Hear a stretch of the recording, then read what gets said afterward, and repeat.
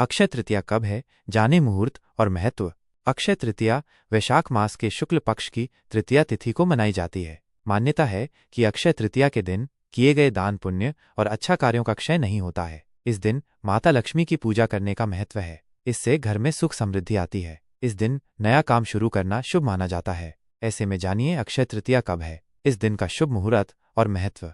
अक्षय तृतीया कब मनाई जाएगी? 29 अप्रैल को शाम 5:32 बजे से तृतीया तिथि शुरू होगी और 30 अप्रैल को दोपहर 2:13 बजे तक तृतीया तिथि रहेगी। उदया तिथि की वजह से अक्षय तृतीया 30 अप्रैल दिन बुधवार को मनाई जाएगी। इस दिन अबूझ मुहूर्त होता है, इसलिए कोई भी काम कभी भी शुरू किया जा सकता है। सोना, संपत्ति या वाहन की खरीदारी की जा सकती है। शास्त्रों में इसे युगादि तिथि कहा गया है, यानी इस दिन युग की शुरुआत हुई थी, इसलिए इस दिन कोई मुहूर्त दोष नहीं माना जाता है। अक्षय तृतीया का मुहूर्त क्या है? भले ही अक्षय तृतीया दोपहर 2:13 बजे समाप्त हो जाएगी, लेकिन उदया तिथि की वजह से पूरे दिन अक्षय तृतीया का महत्व रहेगा। इस कारण आप पूरे दिन खरीदारी या नया काम शुरू कर सकते हैं, लेकिन दोपहर 2:13 बजे तक उत्तम मुहूर्त है। ऐसे में दोपहर 2:13 बजे से पहले 30 अप्रैल को धर्म कर्म, खरीदारी, दान पुण्य और नया काम शुरू करना सर्वोत्तम रहेगा।